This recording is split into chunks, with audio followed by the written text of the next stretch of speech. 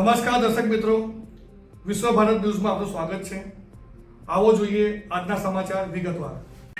જી ભાઈ, આજ રોજ તમે ક્યાં ઉભા છો અને શું રજૂઆત લઈને આવ્યા છો? અમે મક્કરપુરા પોલીસ સ્ટેશન આવ્યા છે અને અમારી જોડે એક મોટો ફ્રોડ કરવામાં આવ્યો છે। એની રજૂઆત લઈને અમે મક્કરપુરા આવ્યા છે આજે। ફ્રોડમાં સર અમારી જોડે એવું થયું છે કે જે આકાશ નામના વ્યક્તિએ અમને કોકણ રેલવેમાં ભરતી માટે કીધું હતું અને એ ભરતી માટે અમે જ્યારે 10 તારીખે એટલે આજથી 2 મહિના પહેલાં અમને લોકોને રેલવે કોકણ રેલવેમાં બોલાવવામાં આવ્યા હતા આપણે પ્રતાપનગર વર્કશોપના અંદર।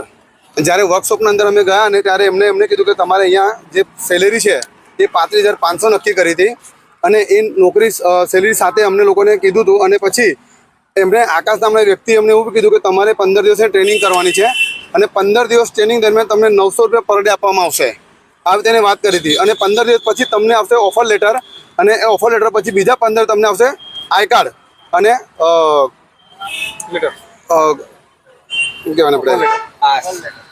ઓફર કોલ લેટર, એ બંને મળશે એટલે તમે ત્યાં તમારી નોકરી પરમેનન્ટ થઈ જશે એવું અમને કહેવામાં આવ્યું હતું।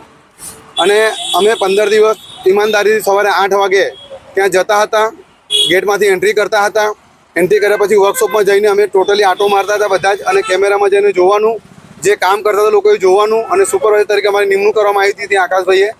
અને એ નિમણૂક કર્યા પછી અમે સાંજે બપોરે 12 વાગે અમે લોકોને ઘરે મૂકી જતો હતો। આકાશભાઈ તમને નોકરી લગાવ્યા ત્યારે તમારી પાસે કોઈ નાણાં લેવામાં આવ્યા હતા?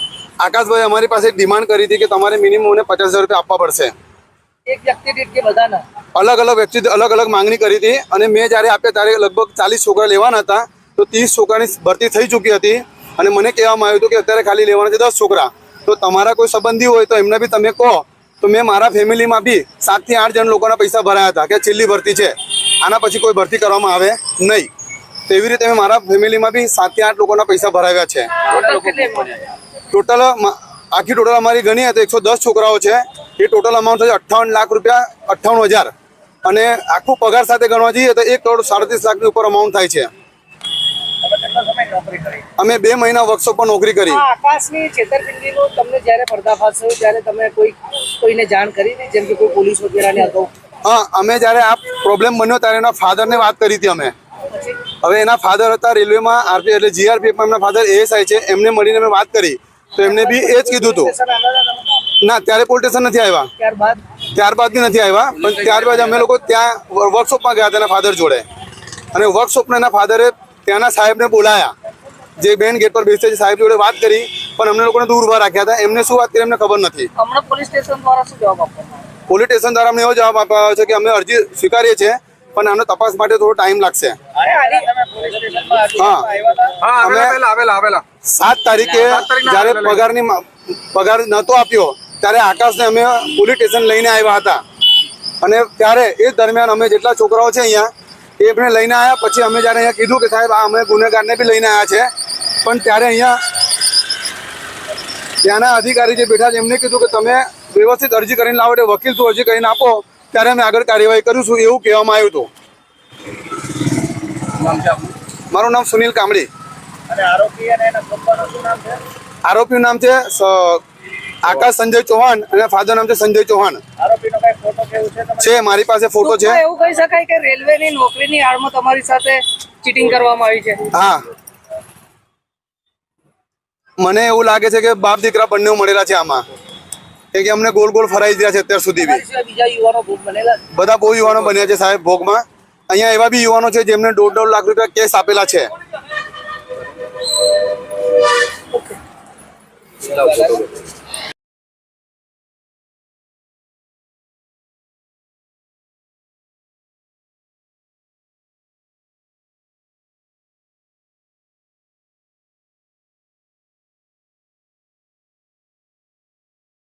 અડધું બાકી રહ્યું છે, ટોટલ 5 બાકી છે।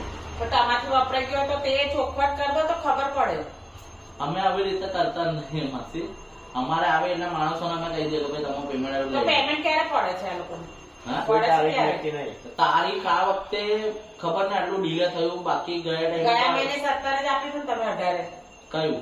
ગયા મહિને ના, હા મને ખબર છે, 18 આપેલું આ લોકોને 16 કીધેલી એટલે મેં 1-2 દિવસ ડિલે થઈ ગયું. 16 તમે કીધેલી 10 કીધી હતી, પછી 15 કરીને પછી 17 અડાડી. હું બધી ખબર. મને 16 કીધેલી ફાઇનલ અને મેં પણ આપણે 16 કહીએ ચાલો કોઈ 2-3 દિવસ લેટ થાય, પણ તમે આ વખતે તો આપણો મહિનો પૂરો કરી નાખ્યો. એમને કોઈ બધાને આલવાના છે પેમેન્ટ એટલે કહીએ છે અમે, બાકી તો આપણને તો શું. તમારે એ છે, મારે પણ હપ્તા બાઉન્સ ગયા છે, ખબર છે? 3 હપ્તા બાઉન્સ. એમ નહીં, તમારી વાત બધી બરાબર, પણ અહીં મને ખબર છે, મારું તો કાર્ડ બ્લોક થઈ ગયું. ઘેર આવીને પૂનામાં ભરવાનું ચાલુ કરી દે લોકો. ઘેર આવીને બને જ ના. ભરી દીધી એ કેવી? હા, તો તમે કઈથી કહો છો હપ્તા બાઉન્સ થયા પછી? મારે ભરી દીધી. મેં કઈ ડેટ આપી છે કહી દો. પેમેન્ટ કરવાની લાસ્ટ 29 તારીખ આપી. મેં કહું 29 તારીખે તમારું બધાનું પેમેન્ટ થઈ જશે. 29 તારીખમાં છેલ્લી કીધું. સારું, આનું કોઈ આવતા શુક્રવારે કે છે ને આ એ શુક્રવારે એવું કે છે આ એક જ દિવસની વચ્ચે હા, બરાબર વિચારી લેજો. શુક્રવાર સાંજે 6 વાગે આ મહિનાનું પેમેન્ટ કે છે, અને એના પછી હે નવેમ્બર નું, પછી 5 તારીખે ડિસેમ્બર, આપણે આજે ડિસેમ્બર મહિનાનું, અને 10 તારીખે આપણે જે ભરેલા એ બધા રિટર્ન. બરાબર, ફાઇનલ. ભાઈ શુક્રવાર હું ફોન કરી દઈશ ને સાચે. બે જીજક મેં કહું છું ને, કારણ કે મારે હવે આમાંથી હટવું છે. હા તો બસ. મારે હવે આમાંથી હટવું છે. અને જો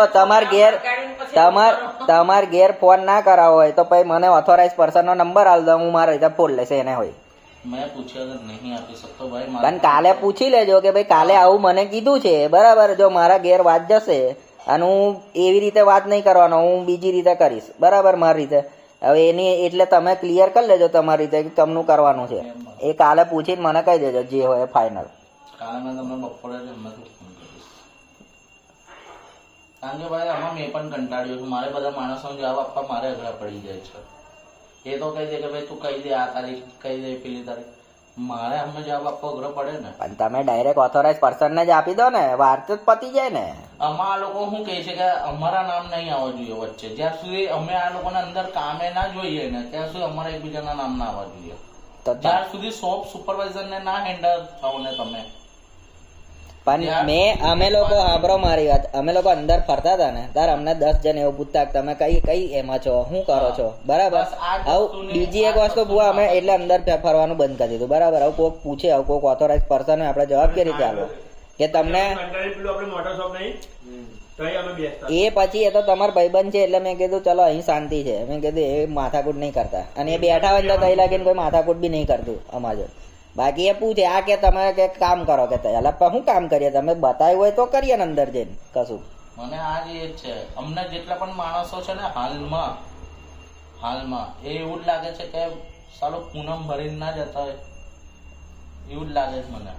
હવે તમે અત્યારે શાંતિથી કીધું, હવે શુક્રવારે તમે આ રીતે જ વાત કરવાના છો, પહેલી છેલ્લી વાત. તમે મેં એક વાત કહી દઉં, જો શુક્રવારે ના થાય ને તો એ માણસ મારે તમારે ઉભા કરી દેવાના એ લોકોની સામે. હા બસ, તો પછી એ કહી દેજો. તમને ઉભા કરી દઈશ કે જાઓ આ રહ્યો શુક્રવારનું વચ્ચે એક જ દિવસ હજુ વિચારીને પછી પાછળથી એવું ના થાય. અને તમે કહી દેજો કે તમે પેમેન્ટ એ લોકોને તો સેટ કરેલું જ હશે, આ રીતે પૈસા લઈને આલેલા છે, બરાબર.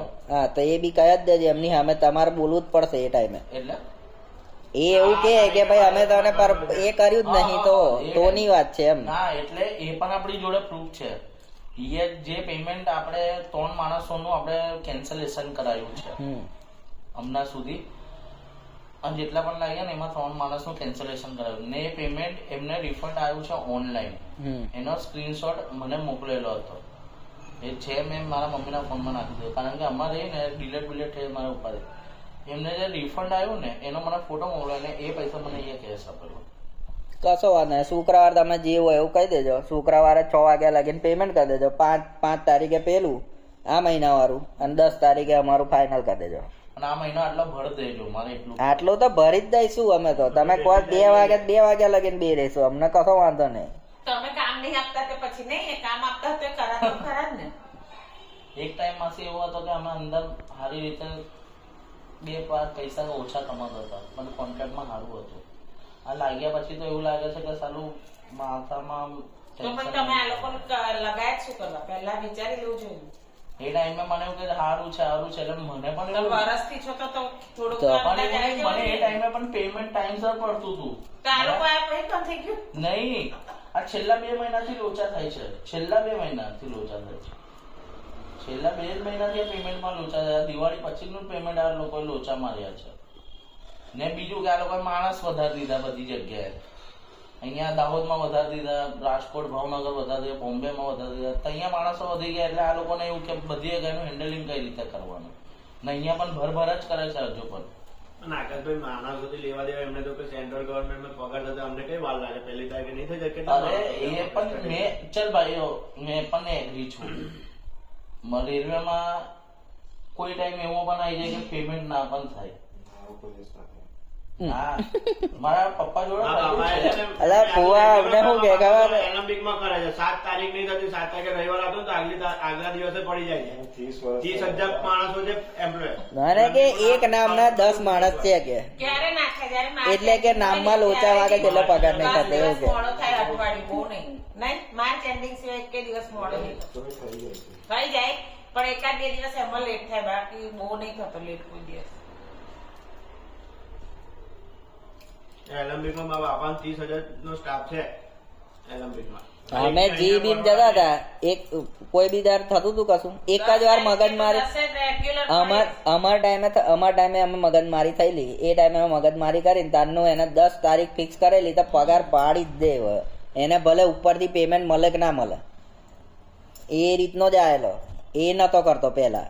પછી બહુ પગાર કરે ને તો શું કરે, પેલા બધા પૈસા ના કરે, ESI ના નાના ને તેના ને એવું એવા નાટકો કરે. કેટલા બધા ના તો બંધ થઈ ગયા, દમાનું બંધ છે, હજુ ખોલાયું જ નહીં એને.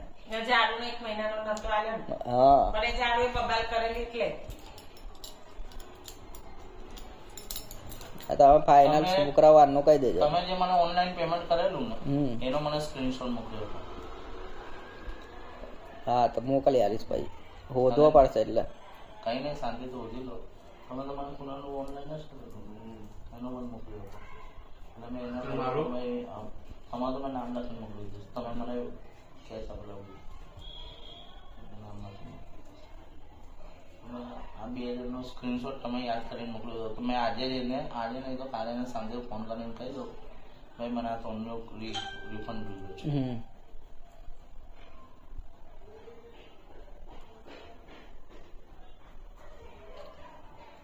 સારું તો હેડો જઈએ અમે જઈએ ઘેર જઈએ. આવા જ લેટેસ્ટ અપડેટ અને સમાચાર જોવા માટે જોડાયેલા રહો ફેસબુક, ઇન્સ્ટાગ્રામ, યુટ્યુબ ચેનલ સાથે વિશ્વ ભારત ન્યૂઝ.